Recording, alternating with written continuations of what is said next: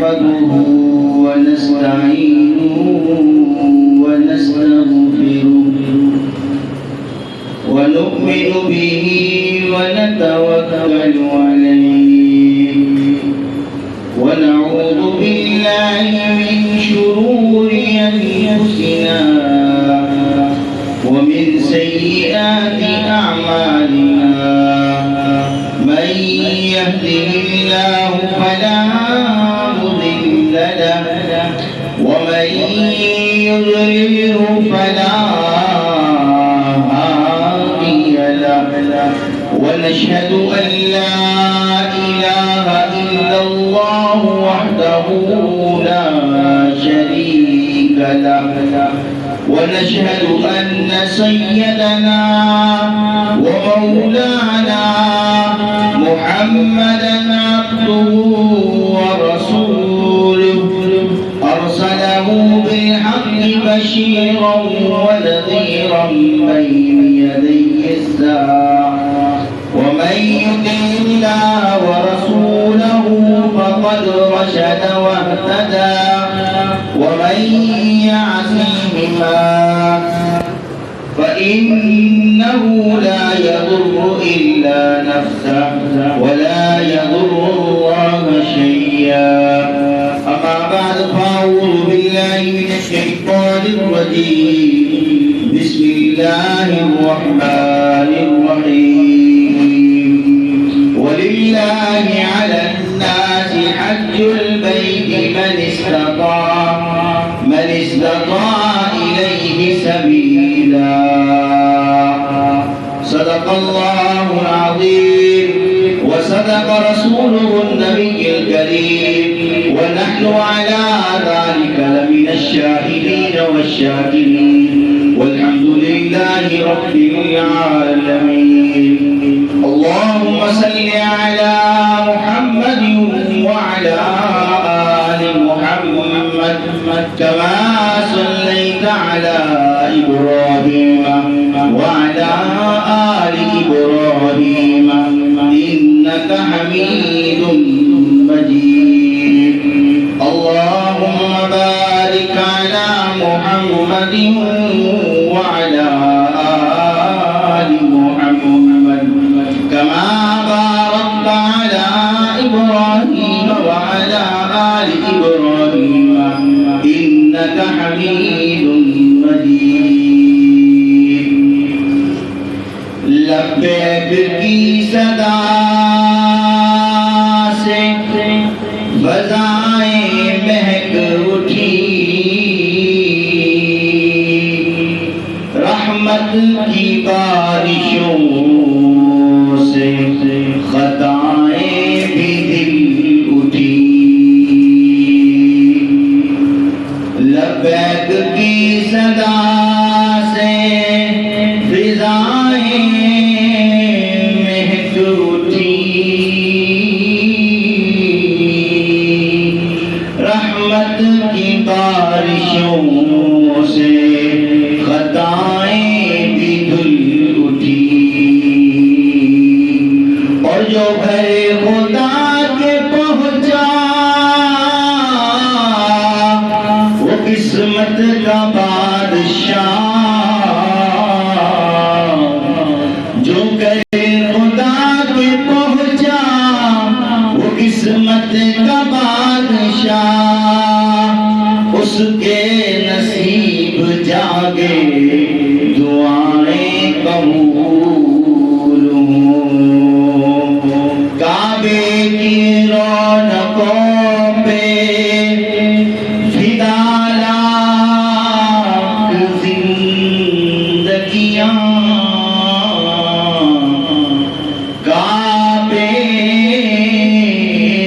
کی رونقوں پہ فدا لاکھ زندگیاں وہ دیکھنا حرم کو وہ زمزم کی منصریاں وہ دیکھنا حرم کو وہ زمزم کی منصریاں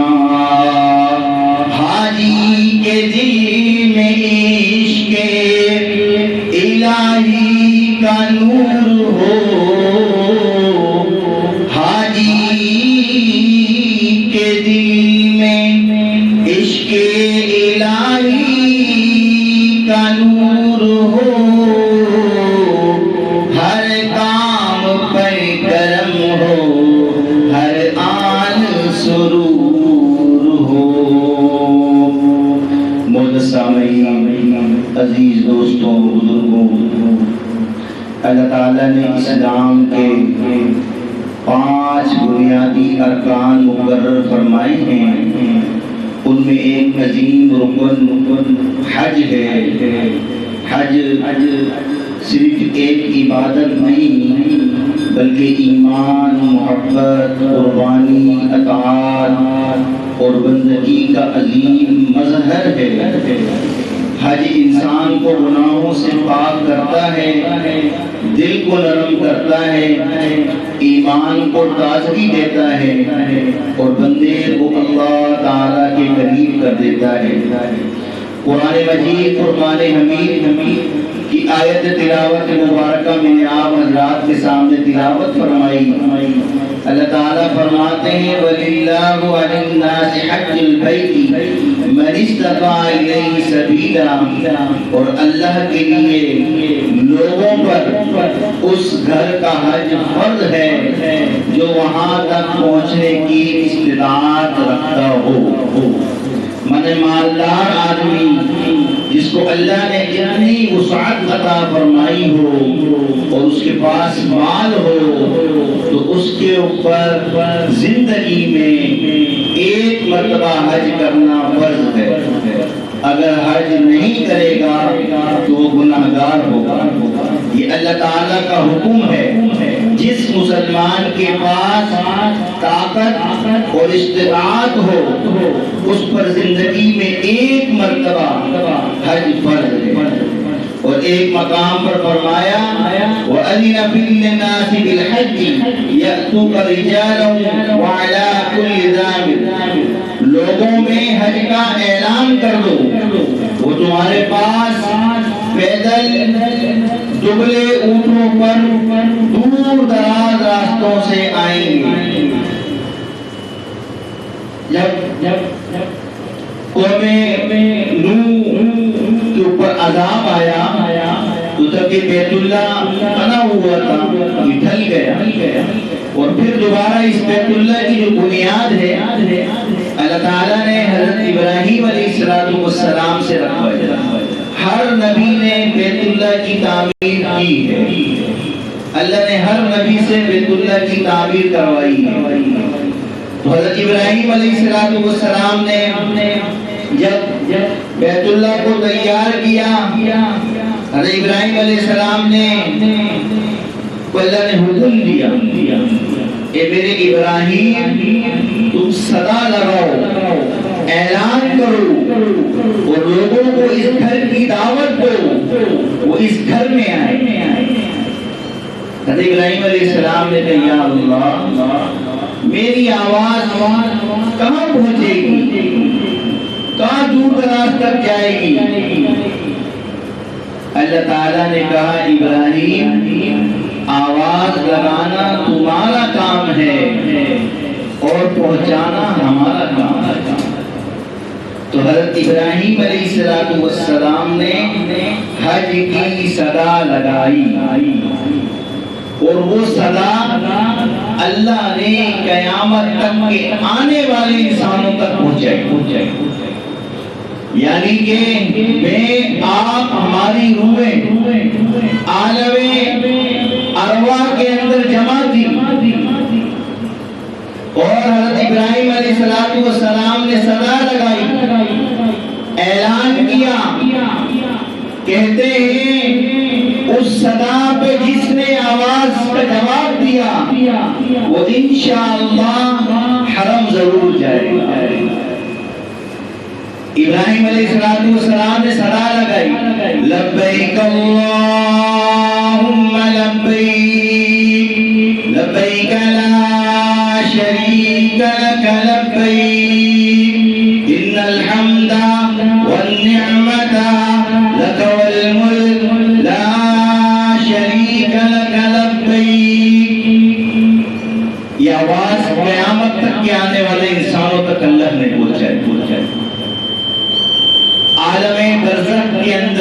جو ہماری روحیں جمع تھی، جب انہوں نے اس صدا کے اوپر جواب دیا اور انہوں نے اس صدا کے ساتھ اپنی آواز کو ملایا، وہ ایک نہ ایک دن حرم ضرور جائے گا، اللہ کا گھر دیکھ کر آئے گا۔ تو حضرت ابراہیم علیہ السلام نے آواز لگائی اور اس آواز پر لوگ جمع ہوئے۔ جیسے حج کا زمانہ چل رہا ہے، لوگ درجو جا رہے ہیں حج کے لیے، قافلے روانہ ہو رہے ہیں۔ یہ ذوالقعدہ کا مہینہ ختم ہونے کو ہے اور آگے ذوالحجہ کا مہینہ، بہت قیمتی مہینہ ہے۔ ذوالحج کا چاند نظر آتے ہی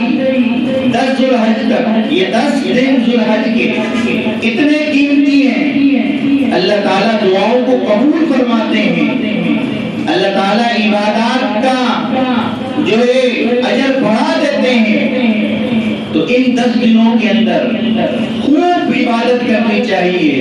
خوب اللہ کے سامنے رونا چاہیے، گر گرانا چاہیے، اللہ سے مانگنا چاہیے۔ اور یہاں تک آتا ہے نبی علیہ السلام کہ یہ مستحب عمل ہے کہ آپ علیہ السلام ذوالحجہ کا چاند نظر آنے سے پہلے اپنے سر کے بال، اپنی مونچھیں، اپنے ناخن، زیر ناف بال، یہ سب کٹوا لیا کرتے تھے اور پھر 10 دن تک اپنے جسم کے کسی بات کو ہاتھ نہیں لگایا کرتا ہے۔ یہ اللہ کے رسول صلی اللہ علیہ وآلہ وسلم کا مستحب عمل ہے، اور یہ عمل ان لوگوں کے لیے بھی ضروری ہے جو قربانی کرتے ہیں، فرض نہیں ہے، مستحب ہے۔ اور جو نہیں قربانی کرتے وہ حضرات بھی اس عمل کے اوپر جو ہے عمل کر سکتے ہیں۔ ذوالحجہ کا چاند نظر آنے سے پہلے جیسے آج 28 ہو گئی ہے، شام کو 29 ہو جائے گی، ہو سکتا ہے کل چاند نظر آ جائے، کل ہفتے کی اثر تک ہم اپنے ناخن، زیر ناف بال، مونچھیں، سر کے بال کٹوا لیں اور پھر 10 دن تک اپنے ناخن، اپنے بالوں کو، زیر ناف بال کو نہ چھیڑیں۔ تو اللہ تعالیٰ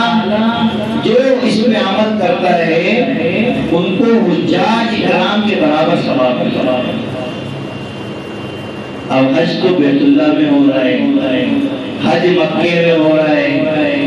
حرم میں ہو رہا ہے، حاجی عرفات میں جا رہا ہے، مینا میں جا رہا ہے، شیطان تو کنکریاں مار رہا ہے، کتنے اعمال ہیں، حاجی ادا کر رہا ہے، اور یہ اس مستحب عمل پہ عمل کر لے، اللہ اس کو حاجیوں کے برابر ثواب کروا۔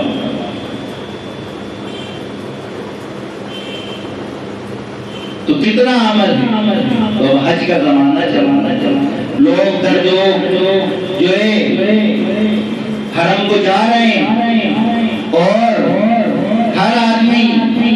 جو ہے اپنی اپنی صدا لگا رہا ہے اور اپنی جو ہے پکار اللہ کے سامنے لگا رہا ہے۔ تو حج ایک عشق ہے، ایک جنون ہے، اور جب حاجی پڑھتا ہے لبیک اللہم لبیک لبیک لا شریک لک لبیک ان الحمد والنعمت لک والملک لا شریک لک لبیک لبیک، میں حاضر ہوں، بار بار حاضر ہوں، تیری اطاعت کے لیے حاضر ہوں، اللہم اے اللہ لبیک میں حاضر ہوں، لبیک لا شریک لک لبیک میں حاضر ہوں،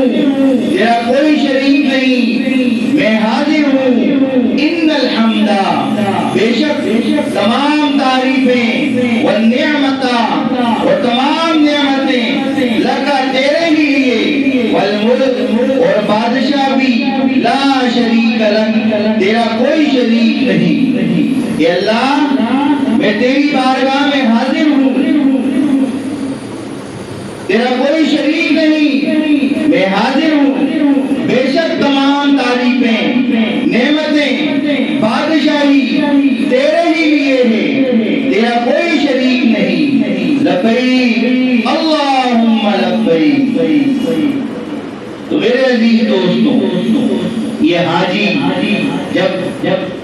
نکلتے ہیں تو یہ تلبیہ ان کی زبانوں کے اوپر ہوتا ہے اور پڑھتے ہوئے جاتے ہیں، احرام کی حالت کے اندر ہوتے ہیں۔ اب دیکھیں احرام باندھ لیا، اللہ کی پابندیوں میں آ گیا،